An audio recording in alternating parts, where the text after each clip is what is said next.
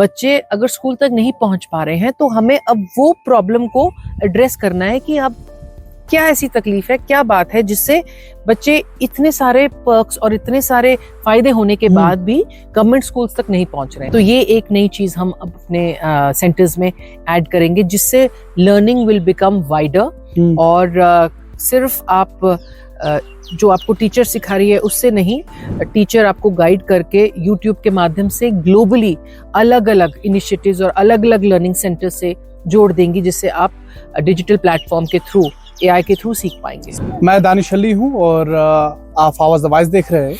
इस वक्त हमारे साथ बात करने के लिए global teacher awardee rouble Nagi है और एक बहुत बड़ा एजाज़ चंद दिन पहले इन्हें हासिल हुआ है। जब भी एजुकेशन की बात आती है, तालीम की बात आती है, तो आजकल इनका नाम सबसे ऊपर लिया जाता है और कश्मीर के जो अपर बेल्ट से वहाँ पे इस वक्त अपनी खिदमत ये अंजाम दे रही है। तफसील हम इन्हीं से जानने की कोशिश करेंगे इस अवार्ड के हवाले से और जो ये खिदमत चंद दिनों से यहाँ पे दे रही है। आपका शुक्रिया अदा करना चाहेंगे आवाज़ द वॉइस के साथ बात करने के लिए। आवाज़ द वॉइस की तरफ से इब्तिदा में आपको मुबारक हो, एक बहुत बड़ा एजाज़ आपको हासिल हुआ है। बहुत बहुत शुक्रिया। तो इस अवार्ड के हवाले से बता दीजिए और कैसे जज्बात तब थे जब आपको ये अवार्ड मिला? पहले तो मैं कहना चाहूँगी कि मैं बहुत हम्बल्ड हूँ, बहुत ग्रेटफुल हूँ कि ये जो प्राइज़ है जेम्स ग्लोबल टीचर प्राइज़ 2026 वो जम्मू एंड कश्मीर इंडिया की एक बेटी को दिया गया है। और जब आप इतने बड़े स्टेज पे हिज हाइनेस के सामने खड़े होते हैं, अवार्ड लेते हैं और इतने सारे बड़े बड़े डिग्निटरीज और लीडर्स दूसरी कंट्रीज़ के आपके सामने होते हैं तो कहीं ना कहीं आप बहुत नर्वस रहते हैं। लेकिन एक सेंस ऑफ प्राइड और एक वो बोलते हैं ना अंदर वो जज्बा भी आपका अपने देश के लिए चल रहा होता है कि आपको ये अपॉर्चुनिटी मिली कि आप इस प्राइज़ के लिए चुने गए। तो बहुत बहुत शुक्रगुजार हूँ मैं and I am really humbled कि ये प्राइज़ इस साल इंडिया को मिला। तो कश्मीर में आप अपनी खिदमत दे रहे हैं जी। हम देख रहे हैं कि जो अपर बेल्ट से वहाँ पे आप जा रहे हैं, तरबियती प्रोग्राम वहाँ पे आप कर रहे हैं जी। तो कल भी सोशल मीडिया पे शायद आई थिंक करना कम में वो फोटो देख रहा था। जी जी।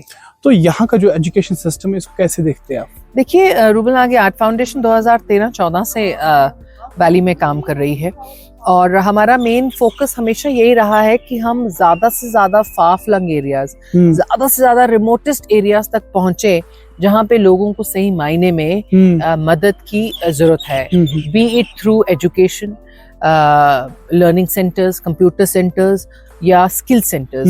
ज्यादातर गाँव में जिनमें हम जाते हैं वहाँ पे बहुत सारी लड़कियां जो हमारे साथ जुड़ी हुई हैं कश्मीर में, नॉर्थ एंड साउथ दोनों में, उनका ये रहता है कि मैम हमें स्किल सेंटर दीजिए क्योंकि बेसिक भी चीज अगर आप हमारे तक पहुंचाएंगी तो हम उसको सीख के अपना घर चला लेंगे मुसीबत के समय में, या ऐसे भी हम कुछ कमाना चाहते हैं। तो और मेरा हमेशा से कहना है कि लर्न के बाद अर्न करना जो है वो सबसे डिफिकल्ट पार्ट होता है, सीखने के बाद कमाना बहुत जरूरी है।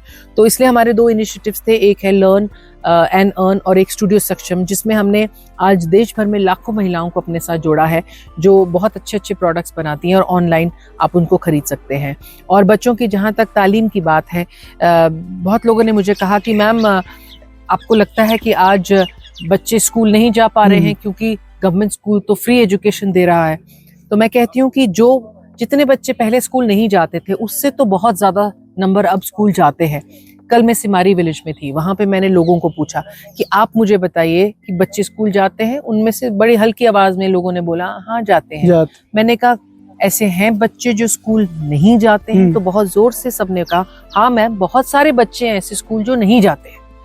तो कहीं ना कहीं फ्री एजुकेशन मिलने के बाद भी बच्चे अगर स्कूल तक नहीं पहुंच पा रहे हैं तो हमें अब वो प्रॉब्लम को एड्रेस करना है कि अब क्या ऐसी तकलीफ है, क्या बात है जिससे बच्चे इतने सारे पर्क्स और इतने सारे फायदे होने के बाद भी गवर्नमेंट स्कूल्स तक नहीं पहुंच रहे हैं। तो हमने अब डिसाइड किया है कि एक टीम को मोबिलाइज किया है कि वहां पे जाके लोगों से मिले, उनको पूछे, उनसे जिनके बच्चे स्कूल तक नहीं पहुंचे हैं और उनको स्कूल तक हमें पहुंचाना है।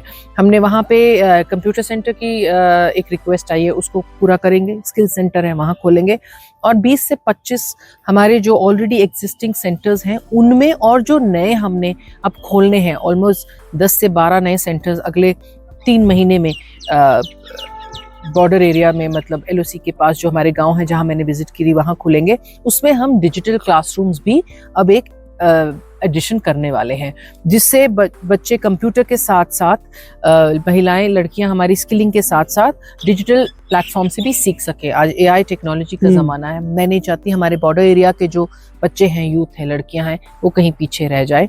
तो ये एक नई चीज़ हम अपने सेंटर्स में ऐड करेंगे, जिससे लर्निंग विल बिकम वाइडर।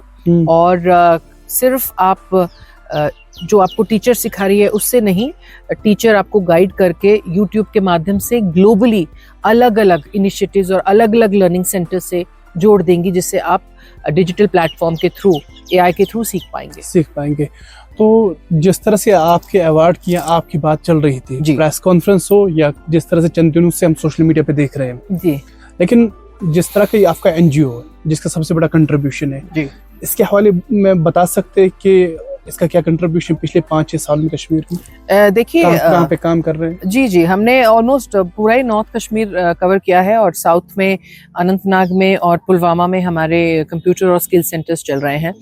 और अब शायद आगे सोपियम तक भी हमें लोग हमारे साथ जुड़ रहे हैं, हमें रिक्वेस्ट कर रहे हैं कि मैम आप थोड़ा सा और आगे भी आए। और यहाँ से तो मैं कहती हूँ श्रीनगर में हमने सेंटर नहीं किया, क्योंकि श्रीनगर में ऑलरेडी बहुत कुछ काम चल रहा है। मैं जब आई थी 22 तारीख को, तब मैंने बडगाम में विजिट किया था, नारबल और बंदगाम एंड सोईबू भी जाना है।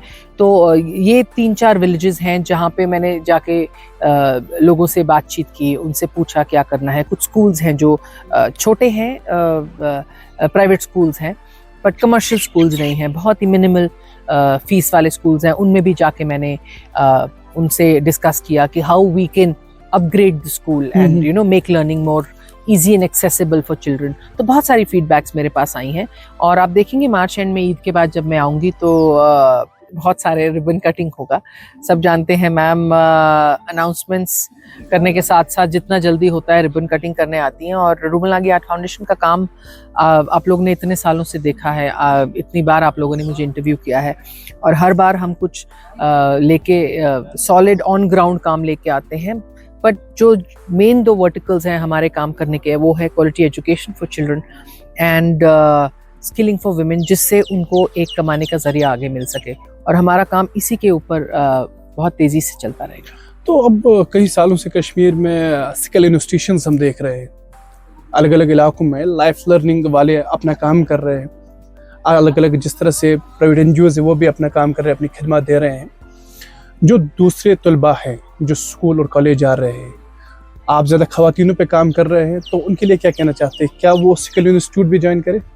मैं बिल्कुल कहना चाहूँगी, हमारी जितनी भी लड़कियां हैं वो कॉलेज जाती हैं, पढ़ती हैं, हमारे सेंटर्स में आके सीखने का मेन एम यही है कि आपको स्कूल ज़रूर जाना है, आपको अपनी तालीम जो है वो ज़रूर कंप्लीट करनी है। लेकिन हमारे कुछ ऐसे भी सेंटर्स हमने चलाए हैं कुछ सालों में पीछे, जो एकदम रिमोट एरिया में है, जहाँ पे ज़्यादा हाउसवाइफ्स जो होम मेकर्स हैं, जो माएँ हैं, बहनें हैं, जो ज़्यादा पढ़ी लिखी नहीं है लेकिन वो स्किल सीखना चाहती हैं, तो वो भी वेलकम है, वो भी सीखती हैं। तो we are open to everything as long as आप में डेडिकेशन है कि आप सीखना चाहती हैं, आप पढ़ी लिखी नहीं हैं, 40+ हैं, 30+ हैं, 50+ हैं, सीखना चाहती हैं, आपके लिए एंट्री है, आप प्लीज आइए और सीखिए। क्योंकि मेरा मानना है सीखने की कोई उम्र नहीं होती। जब आपके मन में जज्बा है और एक चाह आए कि मैं सीखना चाहती हूँ, कुछ करना चाहती हूँ, आप उसी दिन से शुरू कर दीजिए और हम आपके साथ हैं। तो आपको जो एजाज़ हासिल हुआ है, कंट्री के लाखों टीचर्स के लिए एक ख्वाब है जी। तो आप एजुकेशन सेटअप पे काम कर रहे हैं कई सालों, जिस तरह से आपने देखा, और यहाँ के अलग अलग तलबा जिन्होंने अलग अलग शोबों में अपना नाम बनाया है, तो उनके लिए कुछ कहना चाहते हैं? देखिए, मुझे जब से ये प्राइज़ अनाउंस हुआ है, मुझे इतने सारे सोशल मीडिया पे मैसेजेस आए हमारे इंडियन टीचर्स के कि मैम इस बार हम सब इसमें एप्लीकेशन नॉमिनेशन डालेंगे। तो मैं इनफैक्ट प्राइज़ वालों को दुबई में भी कह रही थी, आप देखिए इस बार मैक्सिमम एप्लीकेशंस आपको इंडिया से आने वाली है, और ये सिर्फ इंडियन टीचर्स के लिए नहीं है, this is globally, it's world wide. I think more than 138 countries had participated in this। 5000 से ऊपर एप्लीकेशंस थी, फिर टॉप 50 चुने जाते हैं, फिर टॉप 10 चुने जाते हैं। तो जब आप अपना नाम उतने बड़े बोर्ड पे देखते हैं 10 टीचर्स के साथ जो रिमार्केबल काम कर रहे हैं और उसमें से आपको चुना जाता है, तो आई थिंक कहीं ना कहीं वो बहुत गर्व की फीलिंग आपके मन में आ जाती है। और मैं तो ये कहना चाहूँगी कि जो भी टीचर बच्चों को जो पढ़ा रहे हैं और कुछ उसमें एक ऐसा कुछ एक्स्ट्रा कर रहे हैं जिससे आप देख पाते हैं कि बच्चे का इंटरेस्ट पढ़ने में बढ़ रहा है, तो आपको ज़रूर अप्लाई करना चाहिए। और अपना वो जो एक्सपीरियंस है पढ़ाने का, आपका जो एक तरीका है पढ़ाने का, उसको आप ज़रूर नॉमिनेशन के फॉर्म में डालिए। और मुझे तो बहुत खुशी होगी कि अगला टीचर प्राइज़ भी हमारी कंट्री में आए। तो ज़्यादा से ज़्यादा लोगों को इसमें पार्टिसिपेट करना चाहिए, एजुकेटर्स को, टीचर्स को। जिस तरह से आपने इस अवार्ड के बारे में बता रहे हैं तो सुनने में मज़ा आ रहा है, लेकिन ड्यूरिंग प्रेस कॉन्फ्रेंस आपने कहा कि आपके घर वालों ने आपको कहा कि हम आपको एक अच्छी तरबियत दे सकते हैं, तो घर वालों की एक बहुत बड़ी मेहनत है जी, जिन्हें आपको बेहतरीन एजुकेशन दी जी। तो उस हवाले से बता सकते हैं कुछ?